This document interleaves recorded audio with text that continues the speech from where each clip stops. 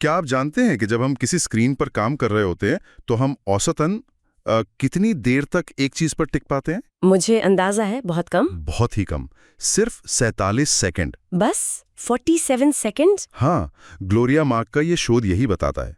और ये और भी चौंकाने वाला लगता है जब आप सुनते हैं कि 2004 में यही आंकड़ा 150 सेकंड था। 2.5 मिनट। लगभग 2.5 मिनट। कहाँ 2.5 मिनट और कहाँ 50 सेकंड से भी कम। ये गिरावट सिर्फ एक आंकड़ा नहीं है ना, ये हमारी रोजमर्रा की जिंदगी का मतलब एक अनुभव है।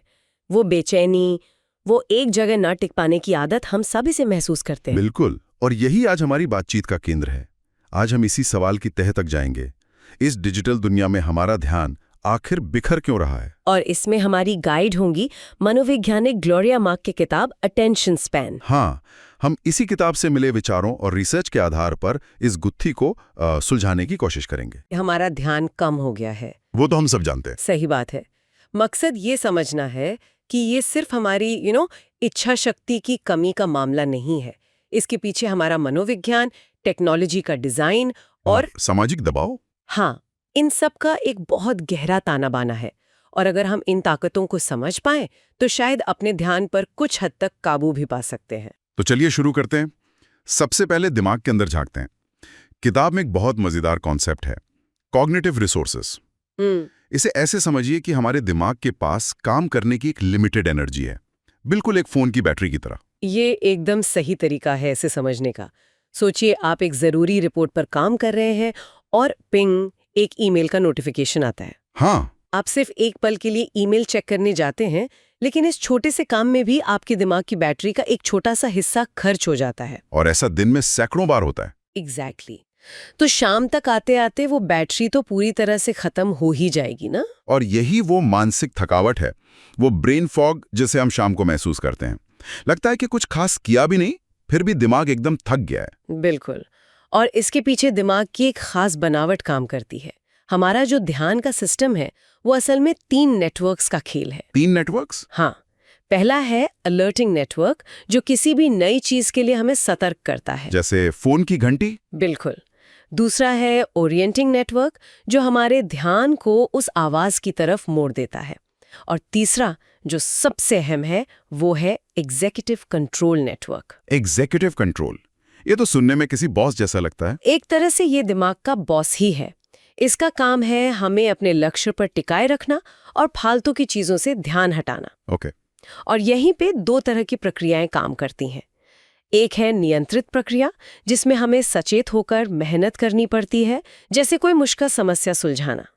और दूसरी है स्वचालक प्रक्रिया, जो बाहरी संकेतों से अपने आप शुरू हो जाती है, जैसे नोटिफिकेशन देखते ही फोन उठा लेना। बिल्कुल सही। तो होता यह है कि जब भी कोई नोटिफिकेशन आता है तो हमारी स्वचालक प्रक्रिया उसे देखना चाहती है, लेकिन हमारा एग्जीक्यूटिव कंट्रोल नेटवर्क उसे रोकने की कोशिश करता है। और इस लड़ाई में बैटरी खर्च होती है बहुत ज्यादा। और समस्या ये है कि हमारी स्वचालक प्रक्रियाएं बहुत ताकतवर होती हैं। उन्हें दबाने के लिए एग्जीक्यूटिव कंट्रोल को बहुत ज्यादा ऊर्जा लगानी पड़ती है। इसीलिए दिन भर की ये छोटे छोटे भटकाव हमें इतना थका देते हैं। किताब में एक आंकड़ा दिया है जो मुझे बहुत डरावना लगा। उसमें लिखा है कि जब किसी काम के बीच में रुकावट आती है तो वापस उसी काम पर पूरी तरह से ध्यान लगाने में औसतन 25 मिनट से ज्यादा लग सकते हैं। 25 मिनट? हाँ, 25 मिनट। हाँ, इसे अटेंशन रेजिड्यू कहते हैं। हमारा दिमाग पिछली चीज में ही थोड़ा अटका रहता है। अब आप सोचिए, अगर दिन में सिर्फ 4 बार भी आपका काम रुका तो लगभग 1.5 घंटा गया। हाँ, 1.5 घंटा सिर्फ वापस फोकस बनाने की कोशिश में बर्बाद हो गया। ये सिर्फ समय की बर्बादी नहीं, हमारी मानसिक ऊर्जा का भी बहुत बड़ा नुकसान है। तो ये सब सुनकर ऐसा लगता है कि समस्या हमारे दिमाग के अंदर है, हमारी अपनी बनावट में। लेकिन मैं ये मानने को तैयार नहीं कि सारी गलती हमारी है। मुझे तो लगता है कि ये डिवाइस, ये एप्स, ये इंटरनेट, इन्हें बनाया ही ऐसे गया है कि हम फंस जाएं। क्या ये खेल पहले से ही हमारे खिलाफ नहीं है? आपने बहुत ही जरूरी मुद्दा उठाया है। ये सिर्फ हमारे दिमाग की लड़ाई नहीं है। हम एक ऐसे इकोसिस्टम में रह रहे हैं जो हमारे ध्यान का शिकार करने के लिए ही बना है। और इसकी जड़ें तो काफी पुरानी लगती हैं। बहुत पुरानी। 1945 में वैनेवा बुश नाम के एक वैज्ञानिक ने मिमेक्स नाम की एक मशीन की कल्पना की थी। अच्छा, 1945 में? हाँ, और ये एक ऐसी डिवाइस थी जो एक जानकारी को उससे जुड़ी दूसरी जानकारी से जोड़ देती थी। तो ये हाइपरलिंक का शुरुआती आइडिया था। एग्जैक्टली यही वो विचार था जो आगे चलकर इंटरनेट का आधार बना। इंटरनेट को स्वाभाविक रूप से बनाया ही गया था एक विचार से दूसरे विचार पर कूदने के लिए, ना कि एक किताब की तरह सीधे सीधे पढ़ने के लिए। Wikipedia rabbit hole. हाँ वही, आप एक चीज के बारे में पढ़ने जाते हैं और 2 घंटे बाद खुद को डायनासोर के इतिहास पर पाते हैं। मेरे साथ तो ये अक्सर होता है, और अब तो ये सिर्फ विचारों का जुड़ाव नहीं रहा, ये हमारा पीछा भी करता है। मुझे याद है मैंने एक बार ऑनलाइन लेदर के जूते देखे थे। उसके बाद हफ्तों तक मैं कोई भी वेबसाइट खोलूं, फेसबुक पर जाऊं या यूट्यूब देखूं, हर जगह मुझे वही जूते या वैसे ही जूते के विज्ञापन दिखते थे। हाँ, ये बहुत कॉमन है। यह बहुत अजीब और डरावना था, जैसे कोई मेरे दिमाग को पढ़ रहा हो। ये कोई जादू नहीं है, बल्कि बहुत सोची समझी तकनीक है। इसके पीछे कई परतें हैं। जो सबसे पहली चीज आपने अनुभव की उसे कहते हैं एड रीमार्केटिंग। एड रीमार्केटिंग मतलब जो चीज आपने एक बार देखी वो आपको बार बार दिखाई जाएगी। लेकिन ये तो बस शुरुआत है, इसके आगे भी कुछ है। हाँ, इसके बाद आता है डिजिटल फिनोटाइपिंग। ये और भी गहरा है। इसमें आपके ऑनलाइन व्यवहार, जैसे आप कितनी तेजी से स्क्रॉल करते हैं, कहाँ क्लिक करते हैं, क्या टाइप करते हैं, इस सब डेटा से। एक मिनट, मेरे स्क्रॉल करने की रफ्तार से? हाँ, आपके स्क्रॉल करने की रफ्तार से भी आपकी मानसिक स्थिति का अंदाजा लगाया जाता है। ये तो बहुत ज्यादा है। और ये हो रहा है। इसके साथ जुड़ता है साइकोमेट्रिक्स, जो इस सारे डेटा का विश्लेषण करके आपकी एक मनोवैज्ञानिक प्रोफाइल बनाता है, ताकि आपको और सटीक तरीके से टारगेट किया जा सके। बाप रे। किताब में एक लाइन है जो सब कुछ बयां कर देती है। आप सिर्फ इंटरनेट को ब्राउज नहीं कर रहे हैं, इंटरनेट भी आपको ब्राउज कर रहा है। टिकटॉक जैसे प्लेटफॉर्म्स इसी पर जीते हैं। हाँ, उनका एल्गोरिदम तो कमाल का है। उनका एल्गोरिदम कुछ ही मिनटों में ये सीख जाता है कि आपको क्या पसंद है, और फिर वो आपको वही दिखाता रहता है ताकि आप घंटों तक स्क्रॉल करते रहें। ये तो एक तरह का डिजिटल जाल है। लेकिन सिर्फ टेक्नोलॉजी ही नहीं, एक और चीज है जो हमारा ध्यान खींचती है, वो है दूसरे लोग। सामाजिक दबाव। हाँ, हमें हर समय ऑनलाइन अपनी एक पहचान बनाए रखनी पड़ती है, जिसे किताब में कॉन्टेक्स्ट कोलैप्स कहा गया है। यानी एक ही जगह, एक ही प्रोफाइल पर आपको अपने परिवार, दोस्तों, सहकर्मियों, बॉस, सबके सामने अपनी एक छवि पेश करनी होती है। और इसमें बहुत ज्यादा मानसिक ऊर्जा लगती है। बिल्कुल। और ये सब हम करते हैं सोशल कैपिटल बनाने के लिए। Social capital? हाँ, हम रिश्तों में अपना ध्यान और समय इसलिए लगाते हैं ताकि भविष्य में हमें उनसे कोई सामाजिक, भावनात्मक या व्यावसायिक लाभ मिल सके। हर लाइक, हर कमेंट, हर शेयर इसी सोशल कैपिटल का लेन देन है। लेकिन इसकी भी कोई सीमा होगी। बिल्कुल। मानव विज्ञानी रॉबिन डनबा ने बताया था कि इंसान का दिमाग एक समय में लगभग 150 स्थिर सामाजिक रिश्ते ही बनाए रख सकता है। 150? लेकिन सोशल मीडिया पर तो मेरे हजारों दोस्त या फॉलोअर्स हैं, तो इसका मतलब क्या हुआ? इसका मतलब ये है कि सोशल मीडिया हमें हमारी प्राकृतिक क्षमता से कहीं ज्यादा करने के लिए उकसा रहा है। ये एक अंतहीन दौड़ है जिसमें हम ज्यादा से ज्यादा कनेक्शन बनाने की कोशिश करते हैं, और इस प्रक्रिया में हमारा ध्यान अनगिनत टुकड़ों में बंट जाता है। तो अब तक की बातचीत से तो यही लग रहा है कि हमारा ध्यान बुरी तरह से बिखरा हुआ है, और ये एक बहुत बड़ी समस्या है। लेकिन क्या हर तरह का भटकाव बुरा होता है? अच्छा सवाल है। मुझे किताब में लेखिका माया एंजेलो का उदाहरण बहुत दिलचस्प लगा। हाँ, वो एक बेहतरीन उदाहरण है जो दिखाता है कि ध्यान सिर्फ ऑन या ऑफ नहीं होता। उन्होंने बताया कि जब वो लिखती थीं तो उस गहरे रचनात्मक काम के लिए वो अपने बिग माइंड का इस्तेमाल करती थीं, लेकिन जब उन्हें ब्रेक चाहिए होता था तो वो अपने लिटिल माइंड का इस्तेमाल करती थीं। हाँ, जैसे क्रॉसवर्ड पजल या ताश खेलने के लिए। मतलब भटकाव भी जरूरी है। बिल्कुल। ग्लोरिया मार्क कहती हैं कि हमारा दिमाग हर समय हाई अलर्ट मोड में नहीं रह सकता। वो हमारे ध्यान की 4 अलग-अलग अवस्थाओं के बारे में बताती हैं। अच्छा। ये 2 चीजों पर निर्भर करती हैं। काम में चुनौती कितनी है और हमारा जुड़ाव कितना है। ये तो एक तरह से हमारे दिमाग का मूड चार्ट जैसा हुआ। हाँ, कह सकते हैं। तो जब जुड़ाव भी ज्यादा हो और चुनौती भी, तो हम फोकस की अवस्था में होते हैं। ठीक है, ये समझ आया। जब हम किसी मुश्किल काम में पूरी तरह डूबे होते हैं। बिल्कुल।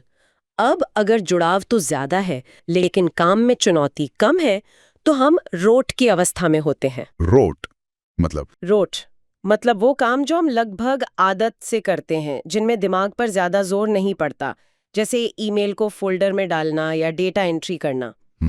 और बाकी 2? जब जुड़ाव भी काम हो और चुनौती भी, तो हम बोरियत महसूस करते हैं और जब चुनौती तो बहुत ज्यादा हो लेकिन किसी वजह से हमारा जुड़ाव नहीं बन पा रहा तो हम निराशा, फ्रस्ट्रेशन की स्थिति में होते हैं। ये वर्गीकरण तो बहुत काम का है। लेकिन यहाँ एक बहुत ही हैरान करने वाली बात सामने आई। क्या? जब शोध में लोगों से पूछा गया कि वो इन चारों में से किस अवस्था में सबसे ज्यादा खुश महसूस करते हैं, तो ज्यादातर लोगों का जवाब फोकस नहीं था। सच में? मुझे तो लगा था कि गहरे फोकस या फ्लो की स्थिति में ही सबसे ज्यादा संतुष्टि मिलती है। मुझे भी यही लगा था, लेकिन शोध में पाया गया कि लोग रोट गतिविधियों के दौरान अक्सर ज्यादा खुशी महसूस करते हैं। मतलब लोग मुश्किल समस्या सुलझाने से ज्यादा खुश बोरिंग डेटा एंट्री करते हुए होते हैं। ये बात कुछ हजम नहीं हुई। हाँ, ये थोड़ा विरोधाभासी लगता है ना? बहुत ज्यादा। हम हमेशा सुनते हैं कि हमें अपने काम में पैशन और मकसद ढूंढना चाहिए, और यहाँ हम कह रहे हैं कि असली खुशी तो दोहराव वाले काम में है। देखिए, इसके पीछे एक कारण है। फोकस वाले काम में हमारे दिमाग की बहुत ज्यादा बैटरी खर्च होती है, वो बहुत थका देने वाला हो सकता है। जबकि रोट काम आसान होते हैं, वे हमारे दिमाग को एक तरह का आराम देते हैं, एक ब्रेक देते हैं। वे हमें पूरा होने का एहसास भी जल्दी देते हैं। ये दिखाता है कि हमारे दिमाग को हर समय चुनौती नहीं चाहिए, उसे संतुलन चाहिए। तो अगर हमारा दिमाग आसान रोट वाले काम चाहता है और टेक्नोलॉजी हमें लगातार छोटे छोटे आसान भटकाव दे रही है, तो क्या हमारे पास जीतने का कोई मौका भी है? क्या हमारे पास कोई एजेंसी या स्वतंत्र इच्छा बची है? ये तो सदियों पुराना सवाल है, फ्री विल का।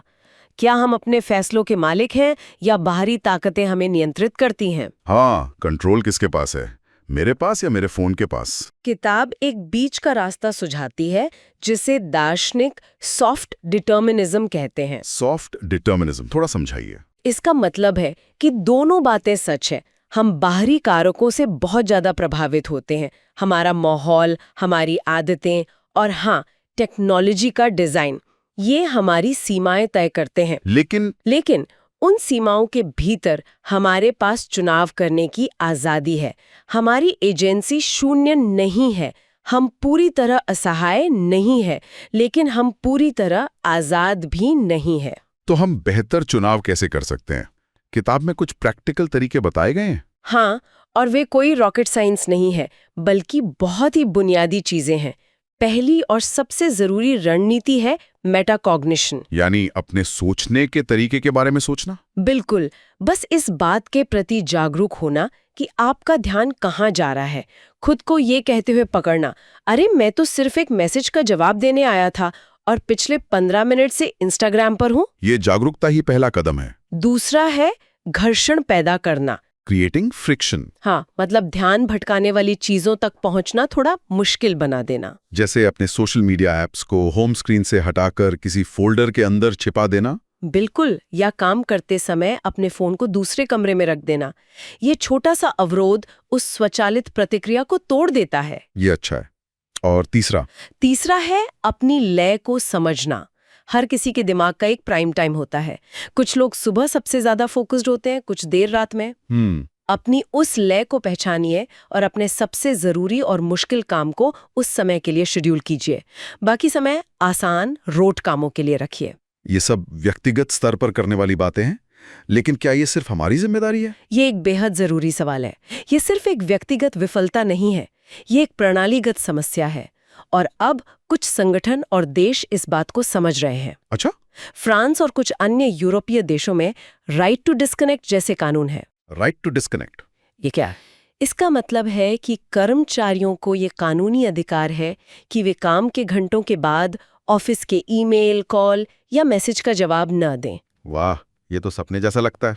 ये इस बात की स्वीकृति है कि हर समय उपलब्ध रहने का दबाव ऊपर से आता है और इसे ठीक करने की जिम्मेदारी भी संगठन की है, सिर्फ कर्मचारी की नहीं। तो अगर हम आज की इस गहरी बातचीत को समेटें, तो जो बात मुझे समझ आ रही है वो ये है कि हमारा बिखरा हुआ ध्यान सिर्फ हमारी कमजोरी या इच्छा शक्ति की कमी नहीं है। बिल्कुल नहीं। ये हमारे दिमाग की बनावट, हमें फंसाने के लिए बनाई गई टेक्नोलॉजी और हमेशा ऑनलाइन रहने के सामाजिक दबाव, इन तीनों का एक जटिल कॉकटेल है। बिल्कुल, और इसका हल खुद को कोसने में नहीं बल्कि जागरूक होने में है।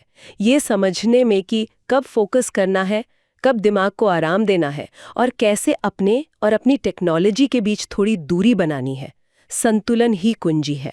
तो चलिए श्रोताओं के लिए एक अंतिम विचार के साथ इसे समाप्त करते हैं। अरे मैं लेकिन सोचिए, जब आर्टिफिशियल इंटेलिजेंस यानी एआई और मेटावर्स जैसी पूरी तरह से इमर्सिव वर्चुअल दुनिया हमारी जिंदगी का हिस्सा बन जाएंगी, तब फोकस और उपस्थिति का मतलब क्या होगा? हमें किन नई रणनीतियों और नैतिक दिशा निर्देशों की जरूरत होगी जब टेक्नोलॉजी सिर्फ एक स्क्रीन पर नहीं होगी, बल्कि हमारी असलियत में ही घुल मिल जाएगी और लगातार हमारे अगले विचार का अंदाजा लगाकर उसे प्रभावित कर रही होगी?